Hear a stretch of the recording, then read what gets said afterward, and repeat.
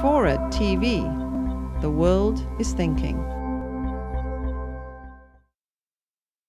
Tan Le, a remarkable entrepreneur, has started a company. Can we press? Yeah, there we go. That is finally building a brain controller for the rest of the world. We think it almost works. And with luck, we've asked somebody appropriate to help her demonstrate that. So Tan, stage is yours.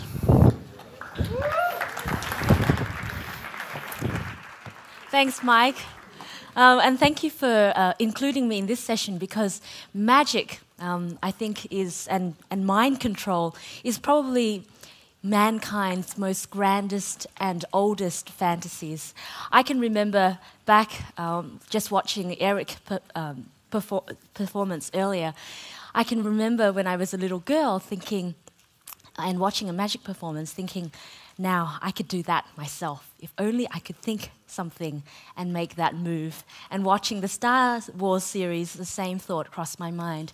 And it wasn't until I was 26, over dinner one night, it was quite serendipitous that I actually had the opportunity to meet one of my friends, world-renowned neuroscientist, Professor Alan Snyder, who's probably most well known for the theory behind the optical fibre, for which he won a Marconi Prize in 2001.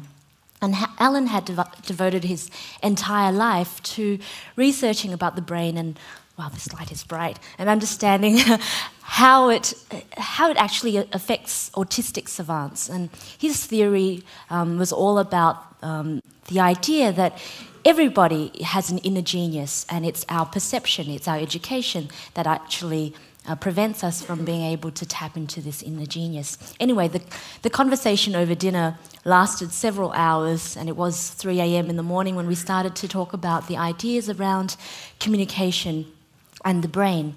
And this really started the concept behind emotive. So if you look at the way that we interact with machines up until this point in time, it's always involved some form of direct or conscious command, whether it's something as simple as turning on the lights with a switch, or even as complex as programming software. We've always had to give a machine a command or a series of commands in order for it to perform a specific function for us. But on the other hand, if you look at the communication between people, it's actually a lot more interesting and much more informative, because we take into account far more than what is explicitly expressed. So we observe facial expressions, we observe body language, and from that we can start to intuit feelings and emotions into our dialogue with one another. And this is an area that is completely lacking in our communication with machines. And so our vision at Emotive, which is the company that I co-founded together with Alan, Nam, and Neil Westy, our belief is that the next generation of human-computer interaction needs to evolve beyond the limits of conscious or direct inputs. And this idea of being able to integrate both conscious and non-conscious commands into the dialogue will play a really big part. And this is what we call total communication. And really, when you look at the technology landscape and the way that it's changing, there is some really interesting trends. The nature of information is changing radically. Searching, for example, in the past it's very simplistic with just data and text, but now you've got multimedia type applications, audio-visual type applications, interactive applications, and you need a much more efficient way of looking at content. I have, 3,000 songs in my iTunes. If I actually had to manually rank from 1 to 5 stars every single song, every time I listen to the piece, it's a very tedious process, and I really don't have the time or the energy or the inclination to do that. But if I was to have the headset on, and as I was listening to music, it was able to understand my experience and start to tally and rank my preferences, then that becomes something far more interesting. So it can be a very interesting tool and a very efficient tool for searching, for classifying information, for presenting information and content that's relevant to you, and allows machines to dynamically change in real time to reflect what you want. And this sort of individualization, personalization is becoming very important as we move towards a much more real-time, immediate sort of world. So the idea was great. We finished off dinner at around 3:30 and we went home and we couldn't sleep that night. None of us. My business partner in a previous venture, myself and Alan, who had this dialogue over dinner, the three of us really had trouble sleeping that night. And 3 months later, we connected in Melbourne, Australia, over dinner again, and said, we need to really start a business around this. And so we started Emotive.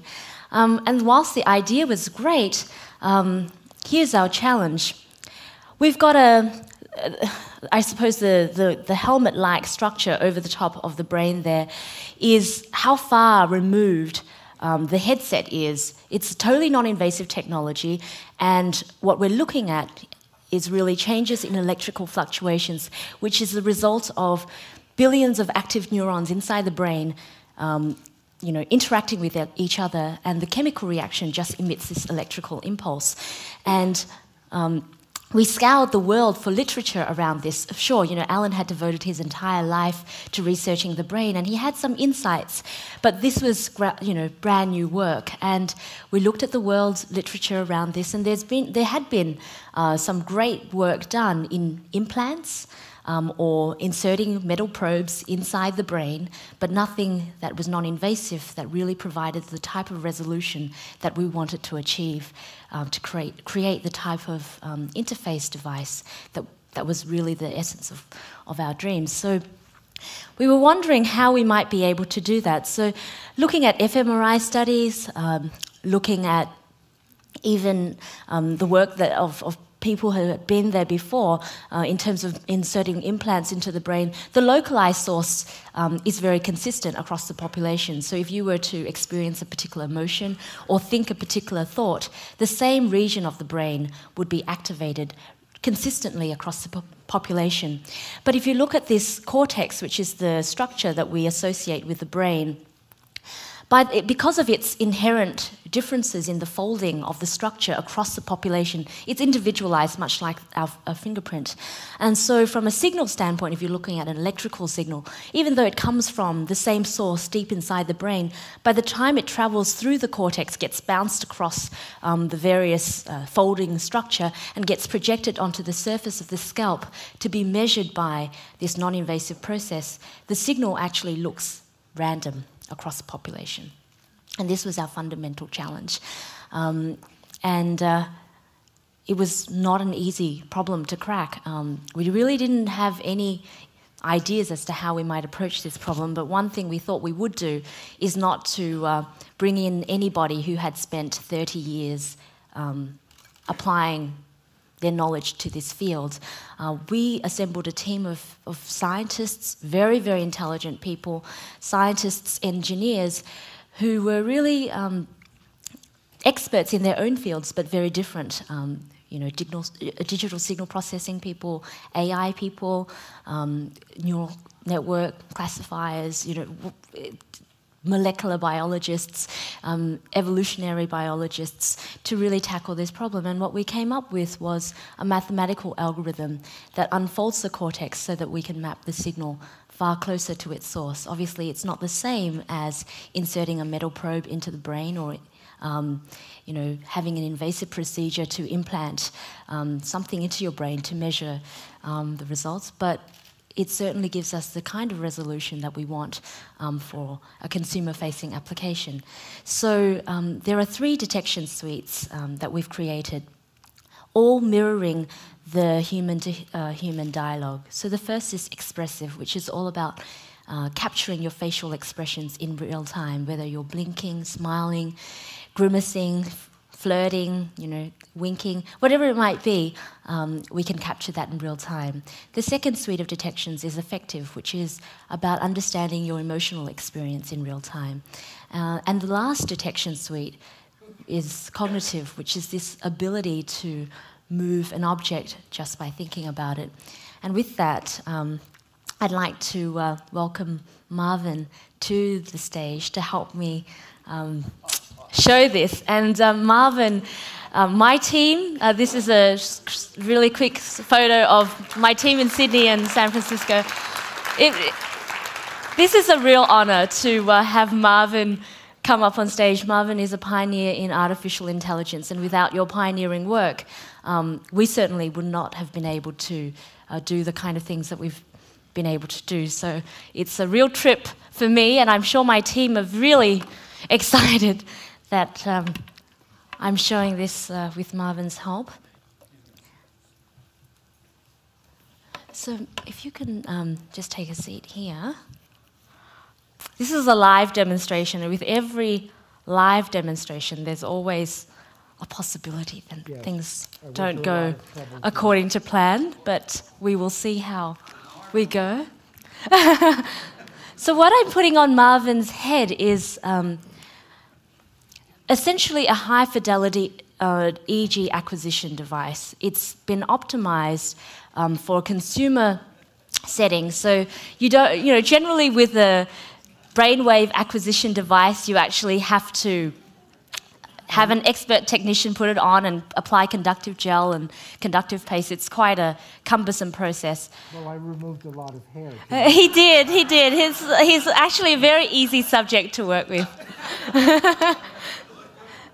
So Marvin, if I'm going to scoot this around so that we can get to you. Okay. And what's this? We're going to deny this guy. All right, so I'm going to add a new user. I'm a Mac person. Do you really think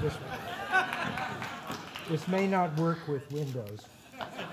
That's true. I'm a Mac person too, but this will work fine. Oh, really? We have a little sensor that's fallen off. Thank you so much. Probably one won't matter.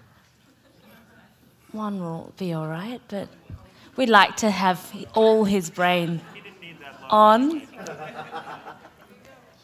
So here we are. We have all green, which is good in that little thumbnail there. I'm going to create a new user, Marvin.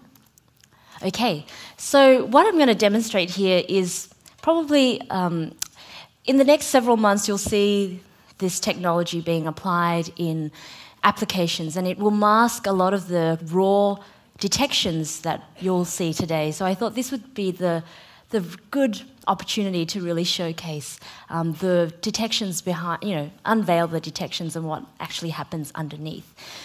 So here is our software development kit, which really shows the detections in its rawest form. The first thing I'm going to do, which I've already done, is added a profile. And so now I'm going to, Marvin, what action would you like to train?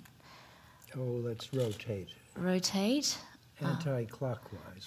Okay, anti-clockwise. Apply that, and I'm going to get rid of this push thing, which is default. So what I'm going to do to begin with, because everybody's brain, as I mentioned earlier, is very different, it's unique, what we're going to do is record a neutral state, which is essentially a baseline recording of Marvin's brain, which there's a lot of, so we're just doing that now. And he doesn't have to do anything in particular, he just has to be himself and very comfortable and relaxed while we're just taking a sample of his brainwaves as he's sitting here for 30 seconds. And this, in an application like a game context or any sort of internet browser, it could happen while the application's loading because the subject or the user doesn't really have to do anything in particular. Well, I hate being comfortable because it's terribly boring.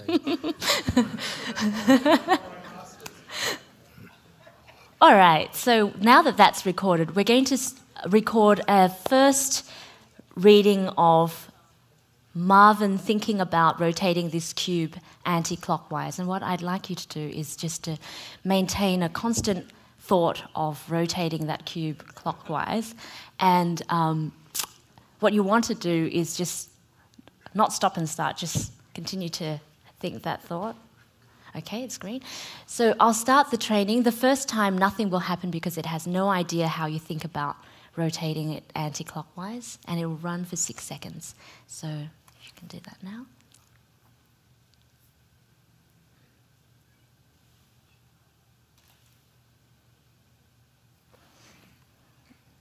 Okay, we'll accept that.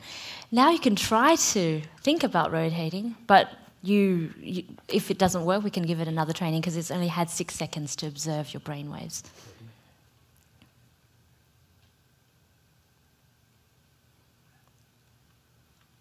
Okay, do you want to give it one more shot? Sure. Okay. Stage fright also has a little bit to play, but 1 6-second training is not really quite adequate. So one more.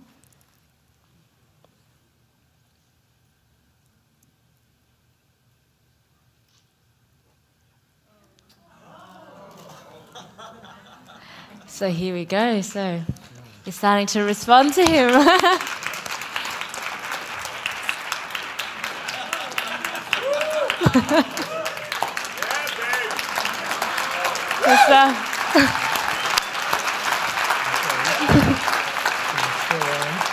Still on, yep. Use the force, Marvin! Good job. Do you want to do one more training so that it's a little bit more responsive to you? Sure. It stopped listening. Okay.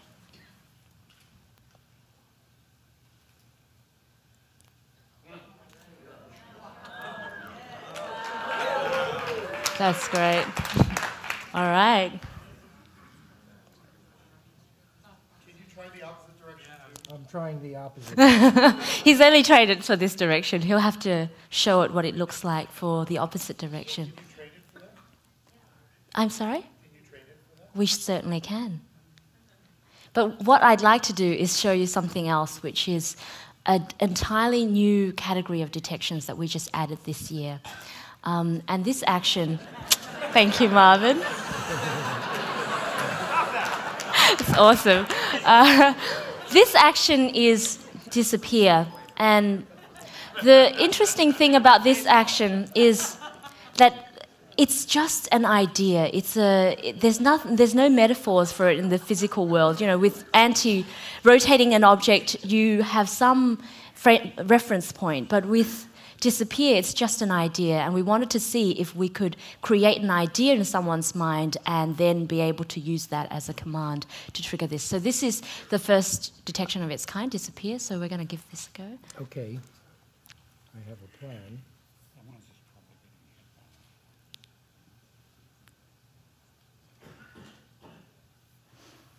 Okay. Do you want to give it a try? Do you have both on now? I have the disappear on now. Okay.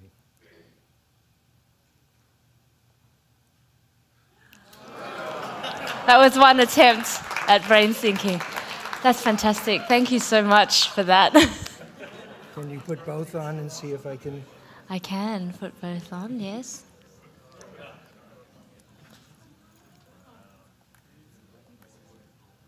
Okay.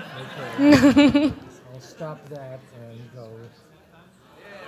Wow.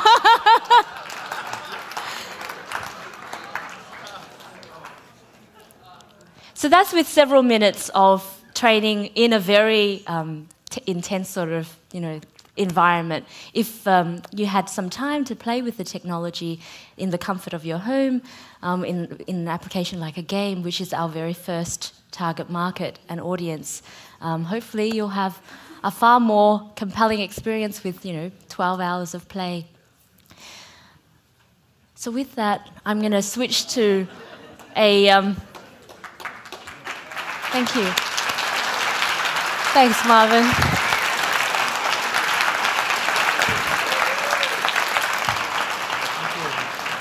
Thank you. The future is going to be fun. If it's not, why bother going? The intelligent future will have many new ways to play. Smarter technology will blur the line between what is real and what is not. New immersive games require new ways to play them. Future gamers won't need a joystick or a paddle. They'll interact with their games directly from their brains, using devices like the Epic headset from Emotive. Our whole interaction with the virtual world is going to be far more natural. We'll be able to use our brain and our facial expressions and our emotional experiences to really experience content in an entirely new way. And what we've created is a brain-computer interface that really transforms the way that humans interact with machines. The Emotive Epic wireless headset has 16 independent sensors that pick up electrical brain signals on the surface of the scalp. We identify a signature for a particular thought or a particular emotion, and then in real time, we classify those brain patterns. So when you think it, it happens on the screen. You think push, the object propels forward. So now my master's showing me how to pull using that tree. Then he'll ask me to focus all my thoughts on pulling that tree towards me.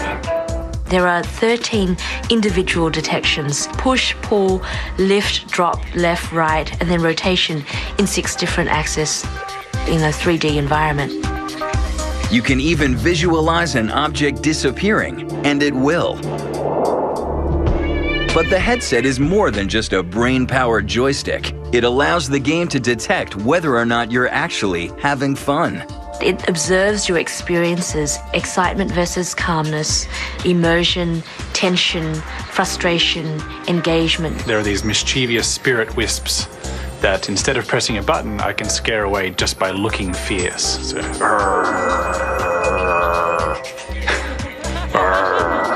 and you can notice by the sky color that I enjoy that part. So when it comes to future game playing, keep an open mind. We're really only at the tip of the iceberg in terms of what's possible.